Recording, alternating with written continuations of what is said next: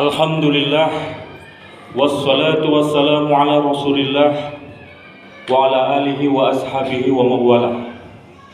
Ashhadu an la ilaha illallah wahdahu la syarika lah wa ashhadu anna Muhammadan abduhu wa rasuluhu la nabiyya ba'da. Allahumma shalli wa sallim wa barik ala Muhammadin wa ala alihi wa ashabihi wa sallim ajmain. Amma ba'd. Fa ya ibadallah, usikum wa nafsi bi taqwallah faqad fazal muttaqun. Qala Allah Ta'ala fil Qur'anil Karim, a'udzu billahi minasy syaithanir rajim. Bismillahirrahmanirrahim. Ya ayyuhalladzina amanu taqullaha haqqa tuqatih wa la tamutunna illa wa antum muslimun. Wa qala aidan, ya ayyuhallazina amanu udkhulu bisilmi kaffah wa la tattabi'u khutuwatis syaiton innahu lakum aduwwum mubin. Shadaqallahu azim. Kaum muslimin sedang sholat Jumat yang dirahmati Allah. Pertama dan yang paling utama, marilah kita mengucapkan puji syukur kita kehadirat Allah Subhanahu wa taala atas segala limpahan rahmat, nikmat dan karunia yang Allah telah berikan kepada kita, sehingga alhamdulillah pada siang yang berbahagia ini Allah masih memberikan kepada kita kesehatan, kekuatan serta nikmat keimanan di hati kita, sehingga dimudahkan langkah kaki kita untuk datang ke masjid ini melaksanakan ibadah sholat Jumat secara berjamaah. Mudah-mudahan kehadiran kita di masjid ini menjadi bukti bahwa kita adalah hamba-hamba yang taat kepada Allah Subhanahu wa taala. Kemudian selawat beserta salam mari kita curahkan kepada junjungan alam Nabi besar Muhammad sallallahu alaihi wasallam dengan mengucapkan Allahumma sholli ala sayyidina Muhammad wa ala ali sayyidina Muhammad. Mengawali khutbah Jumat yang singkat ini, khatib berwasiat kepada diri khatib sendiri dan kepada kita semua, marilah kita senantiasa meningkatkan kualitas keimanan dan ketakwaan kita kepada Allah Subhanahu wa taala. Inna akramakum indallahi atqakum. Sesungguhnya manusia yang paling mulia di sisi Allah bukan karena hartanya, bukan karena kedudukannya, bukan karena jabatannya, bukan karena simbol-simbol yang manusia berikan kepadanya, tetapi mereka yang paling bertakwa. Apa itu takwa? Takwa adalah rasa cinta kita kepada Allah Subhanahu wa taala, sehingga kita mau menjalankan seluruh perintah-perintah yang Allah telah berikan kepada kita. Takwa juga bisa diartikan sebagai rasa takut kita kepada Allah Subhanahu wa taala, sehingga kita mau meninggalkan seluruh larangan-larangan yang Allah telah berikan kepada kita. Kaum muslimin sedang sholat Jumat yang dirahmati Allah. Adapun judul khutbah kita pada siang hari ini adalah tentang pentingnya kita menghadirkan kepemimpinan yang islami. Kaum muslimin sedang sholat Jumat dirahmati Allah. Umar bin Khattab pernah berkata, la Islam ilal jamaah, la jamaah ilal qiyadah, la qiyadah ilal ta'atah. Jadi artinya tidak ada Islam tanpa adanya jamaah, dan tidak adanya jamaah tanpa adanya qiyadah atau pemimpin, dan tidak ada qiyadah tanpa ada ketaatan. Jadi kaum muslimin sedang sholat Jumat dirahmati Allah, pentingnya kepemimpinan yang islami, karena kepemimpinan ataupun pemimpin itu mengatur bagaimana jamaah, mengatur bagaimana kehidupan masyarakat, mengatur tata kehidupan kita. Dari mulai bangun tidur sampai tidur lagi, kita diatur dari sejumlah kebijakan-kebijakan yang dihadirkan ataupun dilahirkan dari kebijakan para pemimpin kita. Maka dari itu penting, karena perannya sangat strategis, maka penting kita mendapatkan ataupun memiliki kepemimpinan yang memahami agar masyarakat ini kemudian bisa menjadi masyarakat yang dekat kepada Allah Subhanahu wa taala, yang mampu membawa masyarakat itu menjadi masyarakat yang bertakwa kepada Allah Subhanahu wa taala.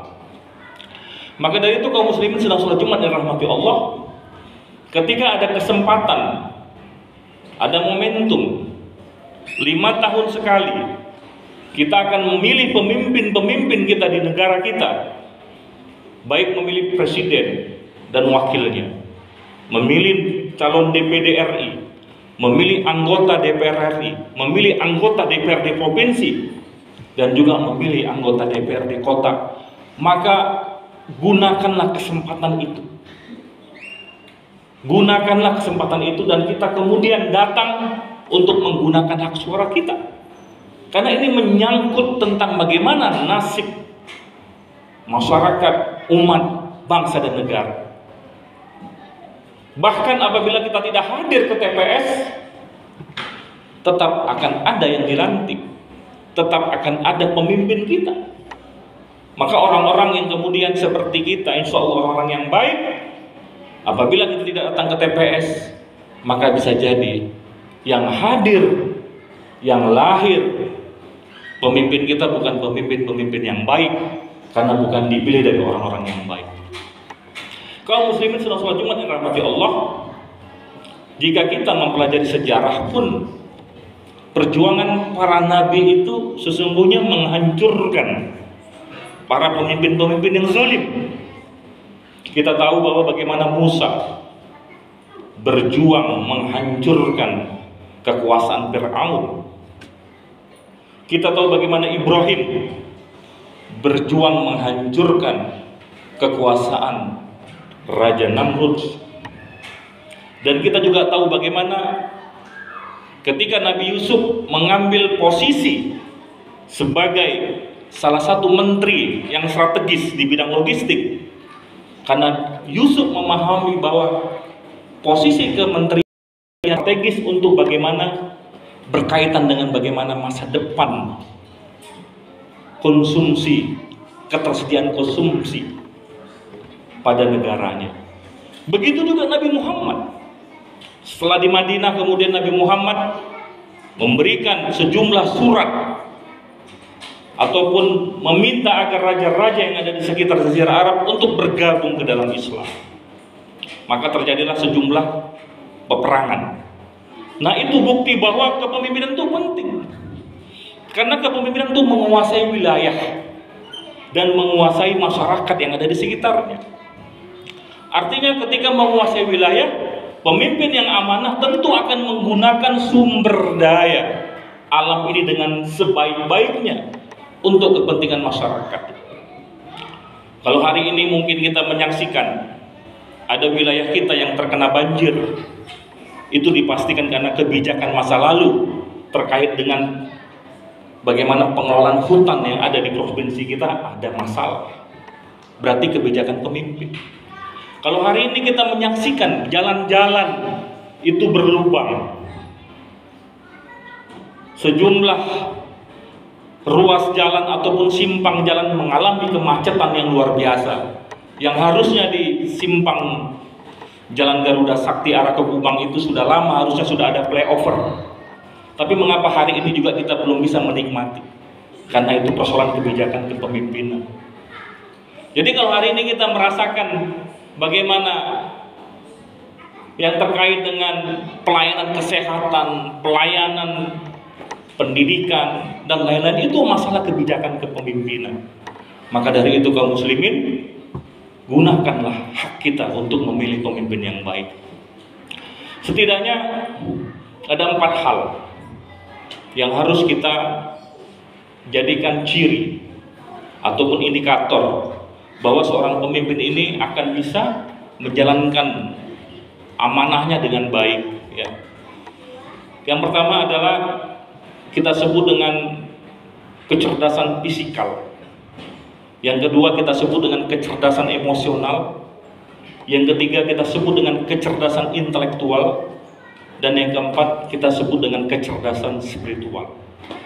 Jadi ada 4 hal kecerdasan fisikal terkait dengan kesehatannya, maka pilihlah pemimpin yang sehat, yang bugar. Karena luar biasa, tugas dan amanahnya sangat berat. Se-Indonesia ini sangat luas, dibutuhkan pemimpin yang sehat, pemimpin yang energik, pemimpin yang bisa betul-betul dalam keadaan bugar memimpin bangsa kita. Sedangkan kecerdasan emosional adalah pemimpin yang mampu mengendalikan emosi, tidak gampang marah, tidak gampang tersinggung, tidak mudah emosian. Dia mampu dan bisa berempati dengan kondisi masyarakat kita. Sehingga dengan kemampuan kecerdasan emosi ini membuat masyarakat akan tenang, terjadi stabilitas. Karena apa? Statementnya, ucapannya tidak kontroversi, tidak membuat masyarakat tersinggung dan lain-lain. Itu kecerdasan emosional. Sedangkan kecerdasan intelektual adalah kecerdasan yang terkait dengan bagaimana seorang pemimpin ini menguasai pola pikir, pengetahuan. Dia memiliki ilmu yang cukup untuk memimpin bangsa kita yang sangat majemuk, luas, dengan sumber daya alam yang luar biasa ini. Jadi dibutuhkan pemimpin yang memang betul-betul paham. Nah, ini nanti bisa diukur dari tingkat pendidikannya, bisa diukur dari jejak rekamnya, dari track recordnya ketika dia pernah memimpin sebelumnya. Ini penting, karena pemimpin itu membawa arah. Jadi bangsa kita ini akan dibawa kemana itu tergantung pemimpinnya. Nah, pemimpin-pemimpin yang cerdas, kalau kita sebut ciri pada Nabi itu patonah, itu adalah pemimpin yang menguasai ilmu pengetahuan sehingga kebijakan-kebijakannya adalah kebijakan-kebijakan yang berdasarkan riset, berdasarkan ilmu.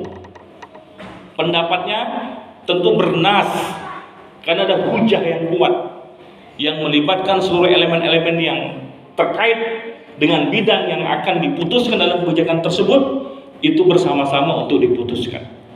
Nah, carilah pemimpin yang cerdas, atau kita sebut dengan kecerdasan intelektual.